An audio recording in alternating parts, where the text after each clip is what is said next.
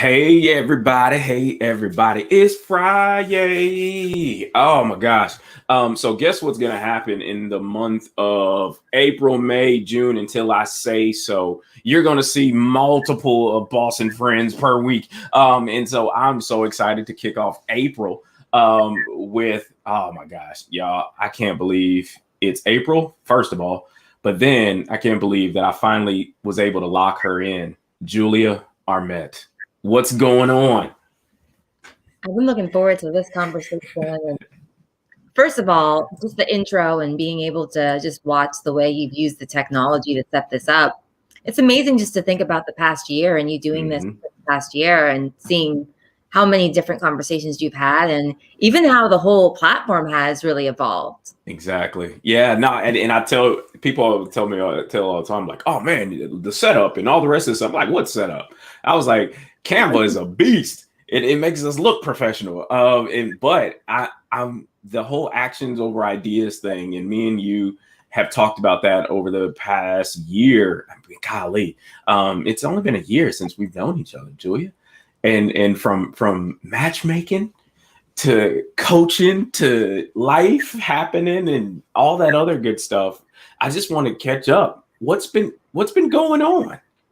Yeah, it really has been quite a year of, I say identity work because there's definitely a lot of personal development that goes hand in hand with professional transitions. And for me, in 2020, I stepped out on my own, and that's when I went full time into my entrepreneurship. And it really was an interesting year of discovering who I am outside of affiliations, titles, or just the recognitions that people have had. And I definitely am somebody who has achieved a lot in my life. I am somebody who people do have strong associations to. So it's been a year of really letting go of, I feel like, the expectations that people have of me as a leader. And so in that, there was a lot of rediscovery around who I am and why I'm here, which are questions that I work a lot with people to discover themselves. So it's like actions over ideas, like you said, or was that the quote that you said?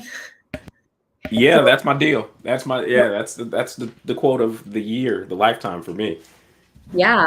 I feel like for me, what that means is sometimes the way that you can really just do things that are a little bit different than what people would expect. So for me, that looks like maybe taking a step back from having the volume of work that I'm used to having and saying, instead, I'm going to really separate myself to really discover who I am. I feel like that sort of mindset's very different than most. Most people like to put themselves out there and experience through exposure. But I feel like a lot of discovery for me happens when there's space and the ability to really connect with the truth of who you are. Yeah, so you just teed your own self up with that explaining who you are.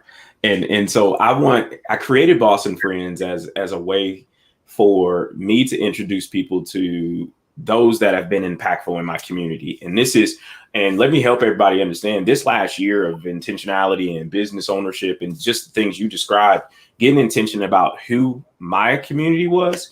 Our paths collided into each other to where it was a amazing and so I'm so grateful to have you as a coach, but just a powerhouse presence. And so what's going on in your world? What shifts are you navigating in this second quarter of 2021? Definitely a great question. And I appreciate that. And it's true. Like, you've always stood for connection. You've always stood for just truthful conversation. And we've always connected there.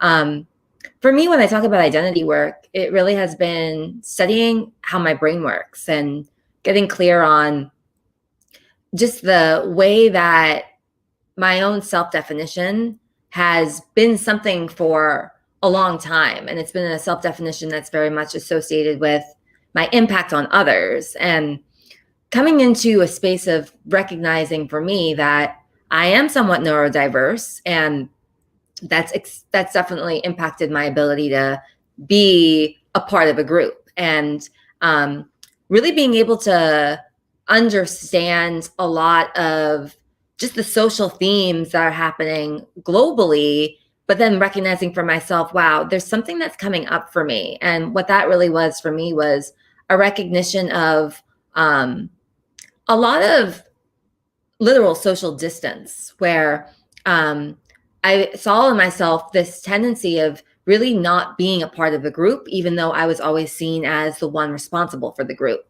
And as abstract as this sounds, in the recognition that I am different than people think I am, and just being able to be owning that, I've been able to just get clearer on how I can use this platform of really brain power, and recognizing how we all have a gifted brain and how we can take our gifted brains and use those gifted brains for impact. So the discovery of giftedness and the redefining of what giftedness is, along with exceptionalities, twice exceptionalities, and a lot of conversations in the neurodiversity space are conversations that I think are really critical, especially when population of neurodiverse people is often a population that is not always seen or as visible as they really need to be if we're looking to really create inclusive societies.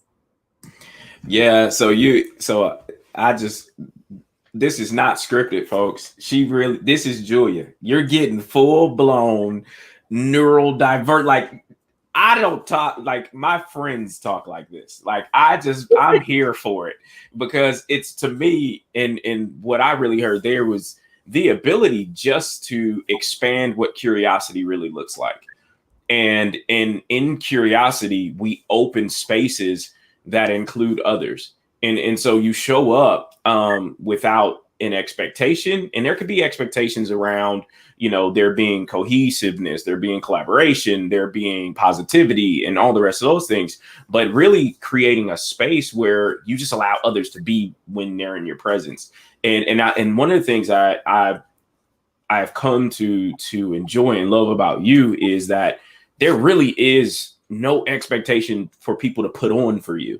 Like, they show up as you, and we'll figure out how you're supposed to play here, right? And it's almost like, hey, bring your sand with you, like to the sandbox. Like, we're just know you're going to play. Just so bring something with you and lean into the process and engage well. And that be the expectation, to engage and engage in whatever facet you desire to. And that goes into, say, the people that are attracted to you, right? We always talk about like energy attracts like energy. And particularly in energy leadership coaching, that's something I know that you have become a masterful facilitator of understanding in. How is that, like, digging into energy leadership, indexed assessments, and just you really digging in to become a practitioner of that work? How is that informed or set a stage for where you are right now? Absolutely. When it comes to authenticity in the workplace, and when it comes to, like you're saying, everybody showing up and being received, and then we're finding a place for that authentic individual within the larger framework. What I find that the recognition of who you are that happens when you give somebody any assessment, if it's the ELI assessment, if it's a Myers-Briggs assessment, it could even be an IQ assessment, or there are many different assessments that you can really just give just for the purpose of identification. And so as somebody who is super passionate about identity, what I feel happens through a moment of identification is you take ownership of your identity, whether that is your unique gifts, whether that is your just area of opportunity. What I know happens when there is that mirror that people have is they can say, okay, well, we're all in the same boat here. We all might have a different energy that we can really see, or really different potential that we see when we take that assessment. And then how is this potential going to be used for my individual goals and then for the collective goals? And what I think is so important, especially when we are looking in professional development spaces, is to create a layer of personal development as well. When you are thinking about the future of the workforce, a sense of purpose at work is super, super key to this evolving workforce. And in a hybrid workforce, if you're looking to have loyalty, something like connecting to self, connecting to team, connecting to world at large, that's often really well facilitated when you have a benchmark. And that benchmark for me is the ELI. It really does give a good snapshot of what we're bringing, especially in the workplace, what we're bringing to the table, and how we can make that how we can use that to the advantage of everybody. And what I like about that particularly there is the connection between and I was introduced to kind of these concepts of feeling everything or even identifying where things are coming up for you. And shout out Coach Michelle who's out there, but the kind of the head, heart, and gut and what's coming up as important for us, and particularly now you identified several things there as pertains to the state of work and what it looks like, right? The fact that me and you are on a platform, but streaming to several platforms, but we're connecting to everybody's community, like, which wasn't an option before. And now to be around the world doing this, like, employers have to get creative. Us as employees, we have to expect creativity from our employers, and not just, accepting this is the way we've done it kind of thing. And so for you, what does Julia Armet, Higher Playbook, where are you taking this thing or desiring to take it? Yeah, the word interconnectivity comes up a lot. And I feel like creating a higher standard of who we are at work. And often I look at the potential that comes into their professional role, and I look at how often we restrict or we conform, or we do so much to really be organized. We do so much to really contain. And so it's almost like my intention is to do the opposite, which is to open people up to the full spectrum of talent, to the full spectrum of possibilities. And when you can embrace more of the divergent thinking at work, what happens then is the creativity and the innovation that maybe you've tried so hard, worked so hard in the past to achieve, happens naturally. When people are given permission to really allow their brains to operate freely as they are organically set to operate, you have more possibilities thinkers, you have more opportunistic thinkers. And so what I think holistically across the board that I witness, and then the impact that I feel like I'm responding to, is rather than the way that I'm responding to what I see holistically a desire for organization, a desire for efficiency, a desire for speed, when in fact the actual thing that people can benefit most from is the glue, the synergy, and being able to have more of that on a team happens through first identifying the talent potential and then playing with that talent potential so that talent potential supports each other. Like, teams don't win championships as individuals. They win championships because of the way that the team works together. So I do believe, holistically speaking, creating a higher standard of who we are at work is possible when there is a desire for more expression and more experience of who we are at work.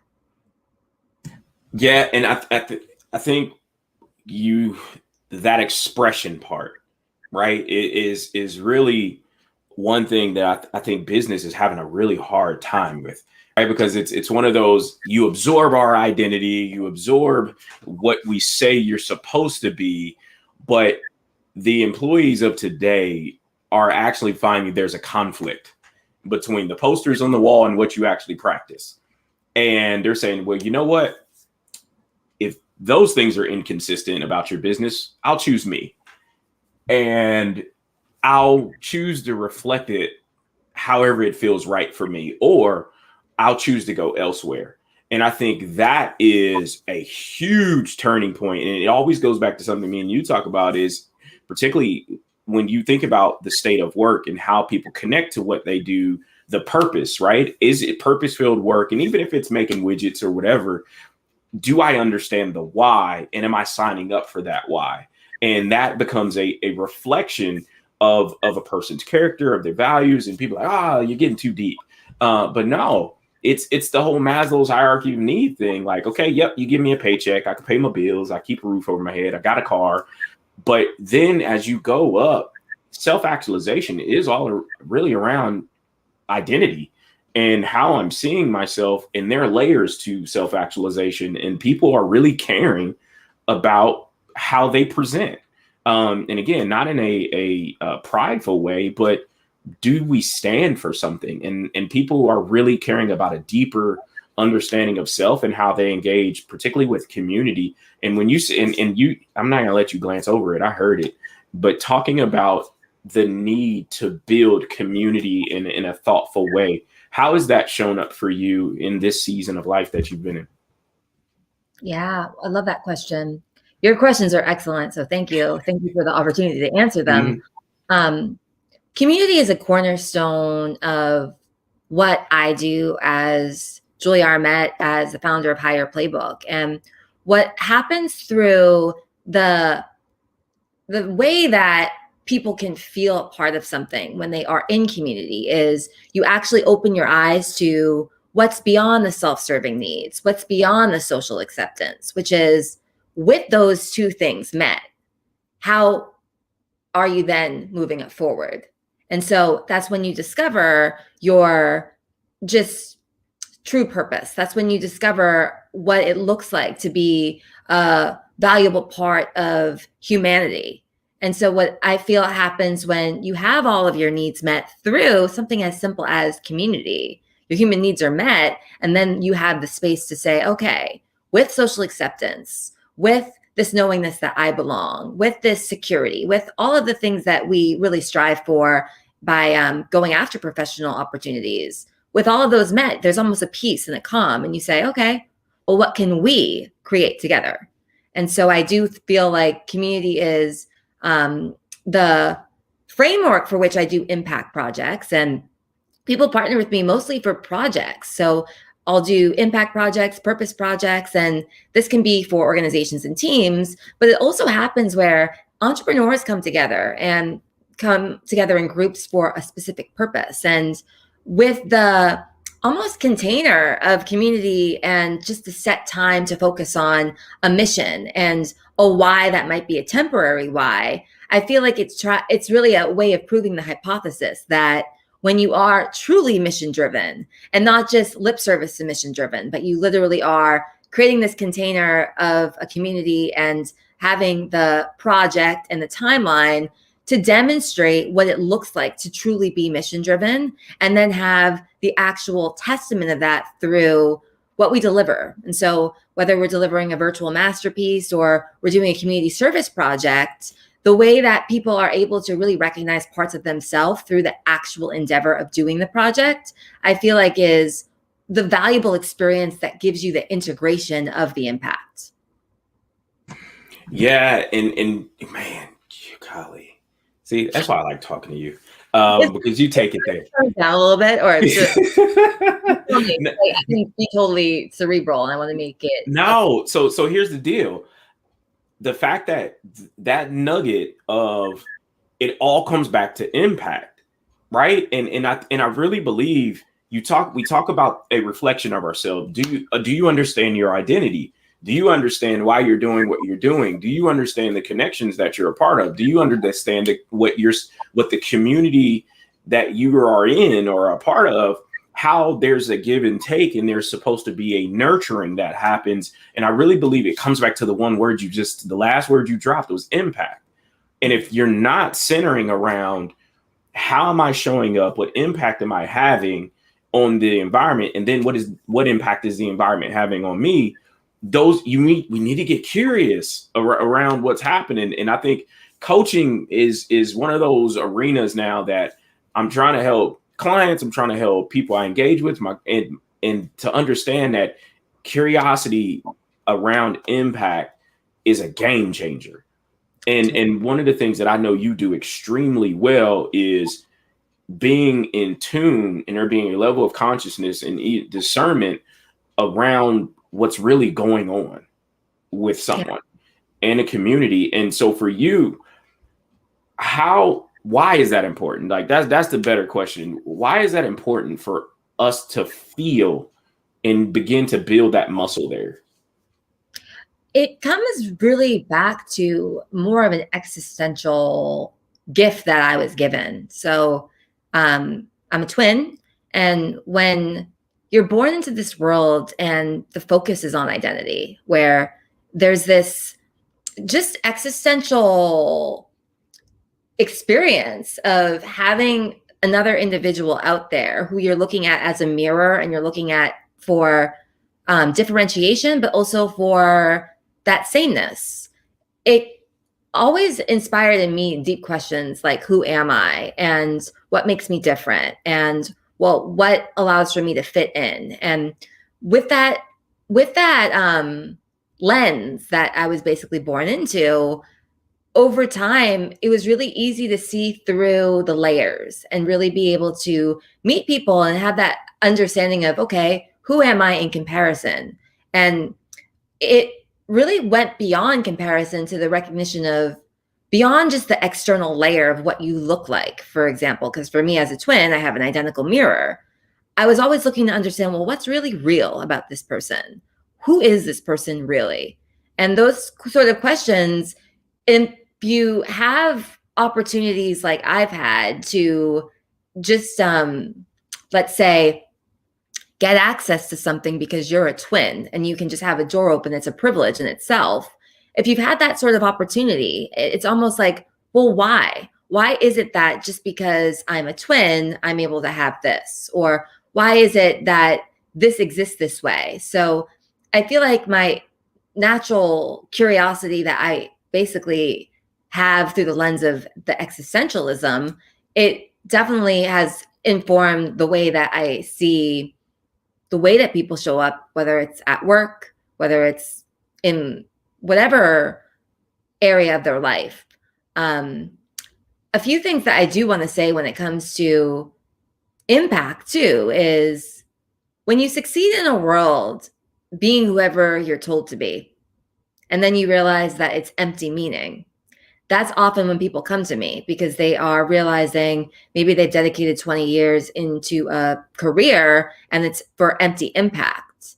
The knowingness that there's more to who you are and the courage to say, I am going to potentially, a lot of people when they leave big corporate jobs take a pay cut, or they say, I'm going to really go against what everybody has ever told me to do and risk being socially ostracized. When you have the courage to move beyond the safety of what you have financially because you have a great paycheck, and you have the courage to move beyond the desire for social acceptance, there's another motivation, which is the desire to really fully live out your mission that you're here to do. I feel like every soul has a mission, and if you approach the business world with that language, they don't really always resonate. But if you recognize that every person within this work that we do has a unique purpose, and their unique purpose, when it is met, is going to lead to loyalty. It's going to lead to this person really feeling like they are a valuable contributor.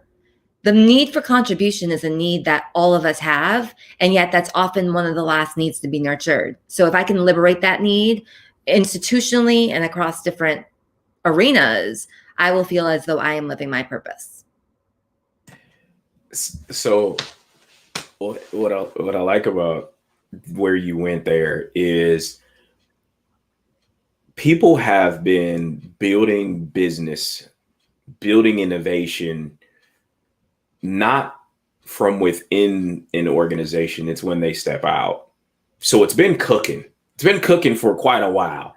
And then they finally get up enough courage to say, you know what? I believe in this so much that I'm going to jump.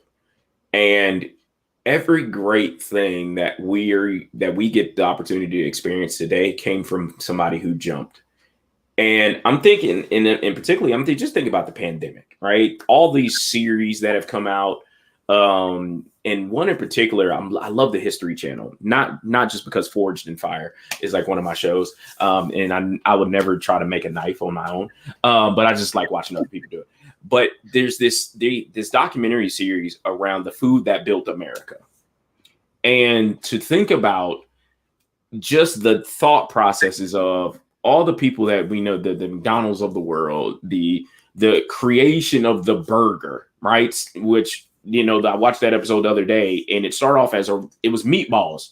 Somebody was trying to figure out how to put meatballs on bread, and then somebody just had the unction to flatten the meatball. holy smokes, right? And they were like, you're crazy. Who would flatten meatballs? And now today we have burger joints everywhere. And so I believe at some point you have to become okay being uncomfortable and knowing that right now people won't get it. And I believe that if it's your lane, and I'm a huge believer in everybody has a lane, it's just like be the best in that lane and go for it.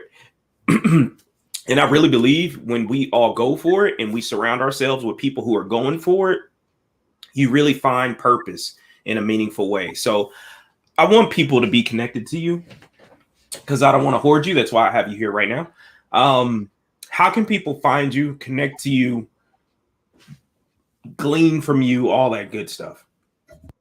Well, I love conversation, so that's really why I come on this show and why I'm here in general. So if anybody's inspired to have a conversation, just email me at julia@higherplaybook.com. You can check out my site, www.higherplaybook.com. I help people bring their business visions to life because they have a deeper sense of impact, where they know that they have this deep desire to make a difference in the world. So my knowingness is that people who have that existential ache and that existential recognition that they're here to do something bigger than what they're doing, feel free to reach out. I want to say thank you for really just getting in the car and like always getting in the car anytime we have a conversation, and you're very open to wherever the conversation goes. And I appreciate that about you. No, you know good and well. I mean, where we met, if you don't get in the car with how we met, I mean, like, yeah, you talk about finding amazing peoples in some of the craziest places, y'all. Like, I didn't know how I found myself there, but I'm so glad I did. In the world of matchmaking, to be connected to other amazing iPet coaches, and just people who are a huge part of my community, and just the maturation of me as a business owner, just even in the way that I process life. And so I'm so grateful for the gift that you are, Julia. And again, how you freely give in a Higher Playbook community, but just showing up as Julia, right? Not as an entity, but as you. And that modeling of self is so refreshing. To not put on or to even have an expectation to put on when around you has been a huge staple. Like, I needed that in 2020 as a year one business owner. Like, I needed to be around people like that let me be me, crazy and all. So thank you for that gift. So y'all connect with Julia. I'm telling you right now, you're going to see growth immediately. If you show up with an expectation that you're going to be impacted by an amazing presence, an amazing human being. So thank you so much for always saying yes to my crazy, or just being introduced to things. So thank you so much. And you know I got your back. So let's rock it out in 2021. Thank you so much. There's one last thing I want to say, because it really goes hand in hand with what we're saying. We're on the precipice of a paradigm shift, and being yourself at work, being yourself professionally, just being, and being cool to express parts of yourself that maybe you didn't feel comfortable enough to express in the past. People are more open to just liberating parts of the team than they have been before. And so when we look at that from a D&I perspective, and we look at that from a perspective of, we are on a paradigm shift where it's less about productivity these days. These days, it really is about coming together with a team that is aligned with really the mission of what we're all here to do. And I feel like anyone who invests their life into service is really here to make a difference. So especially if you are somebody who works in a role where you consider yourself a service professional, or really in your role for the purpose of service, being okay to be in spaces where the only purpose is showing up authentically without really attaching that to a bottom line. Letting go of that attachment can do so much to the bottom line. So that's what I am here to preach. And I'm glad that we had this time together to explore a more existential lens on the business world. Definitely. And it's always a pleasure. having these conversations, and more to come, y'all. She has a residency here, so don't be surprised if we see her later in the year, just to give her an announcement about all the amazing things that she has coming. So y'all, until next time, continue to be safe. Tune in to these lives, because I have more amazing people from my community that you'll be introduced to that are doing equally amazing things in the world, and they're just serving, being themselves every single day. So y'all be well, have a great weekend, and then we'll see you soon.